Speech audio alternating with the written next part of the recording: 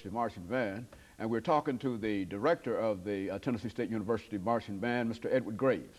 And of course, Director Graves and Professor Graves, before we had our break, we promised that we would come back and we would talk about that extraordinary Tennessee State University Marching Band, the aristocrat of bands, I think it's called. Let's have you to give us a little history about that band and talk about it from the way that you'd like to talk about it during this segment. Okay.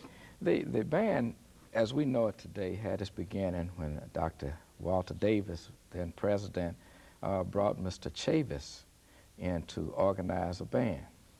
Of course, during that time, Mr. Chavis was an innovator with the marching band because he did things like adding lights to the band members. They would turn the lights out in the stadium, and the band members had lights on their feet and in their caps and things, which was very unique at that time. And things went from there, was very innovative. And Tennessee State's band was quite famous for that.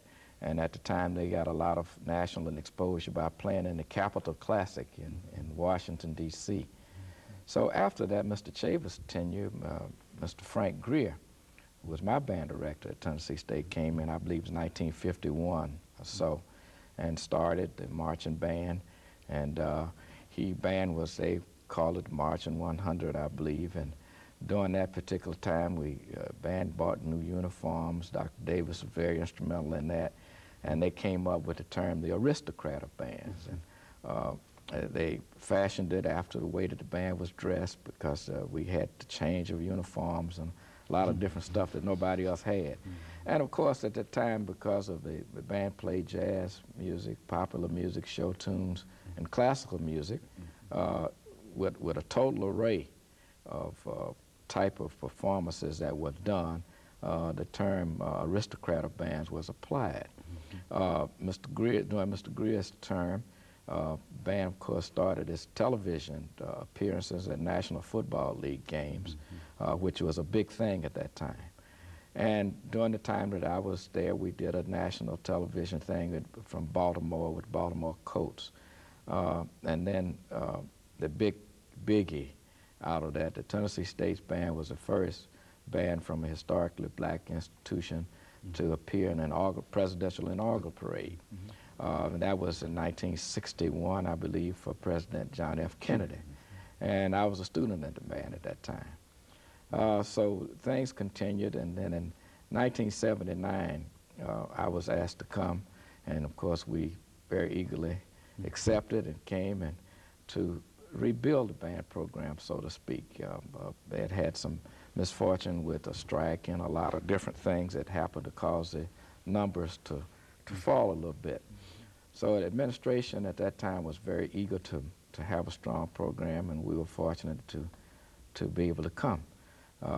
We came with a former schoolmate here in the band, with Mr. Benjamin Kirk, and I were working together in North Carolina. And we came in, and Mr. Thomas Davis, who's still with us, was here at the time, so he joined us, and we started. During the time since we've been here, we've been able to do several national television appearances. We've done a TV movie, I believe it was called The Concrete Cowboy, or something like that. So we've played at several National Football League games, and since during that era, it was popular for college football games to be televised. So during that era, our band was featured on some of Tennessee State football games that were televised live on ABC.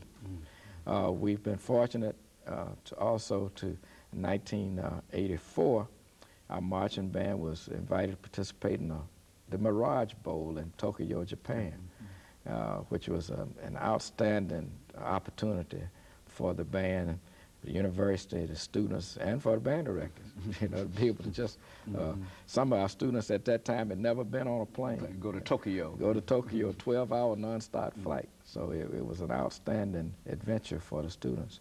That same year, in 1984, in November, our jazz band under direction of Benjamin Kirk was invited to participate in the, that was July of 1984. the jazz ensemble was invited to participate in the Montreux International Jazz Festival in Switzerland. And Mr. Kirk, in addition to that, after that festival concluded, took a quintet of students from that same ensemble to Nigeria for 10 days on a tour. So it was a wonderful opportunity for all of us and a wonderful education for our students to be able to have that type of exposure. Since that time, the band has been invited to participate in both of President Clinton's inaugural parades.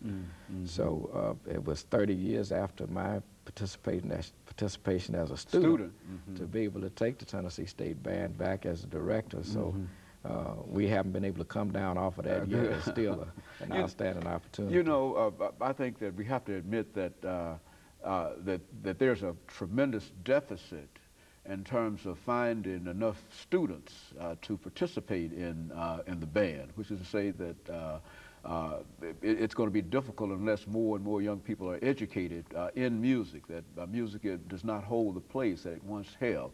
What can you say, and what have you thought about in terms of what we ought to do in order to try to make people more, our young people more aware of music as such?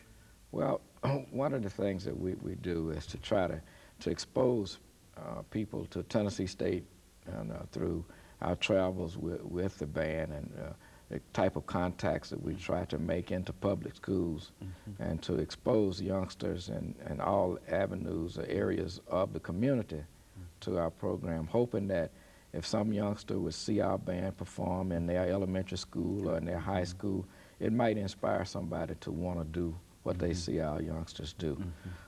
We've had some success with that, and we are constantly seeking places for our youngsters to participate in programs that might inspire some youngsters. It is difficult to find numbers of people, and in doing so, we have a web of contacts for recruitment of students to attract them to Tennessee State. And the type of exposure that we're getting in Memphis and with the national television and in Atlanta and other places helps a lot. And with the friends that we have, alumni that are directing students to us. And of course, like you said, the biggest problem now is to try to encourage people to get involved in music. And that's the biggest thing that we are trying to deal with now, to encourage more students to want to be a part of a musical organization and get a musical education. Not people for necessarily that want to. Let me interrupt here. Yes. We'll be back with you following this short commercial break.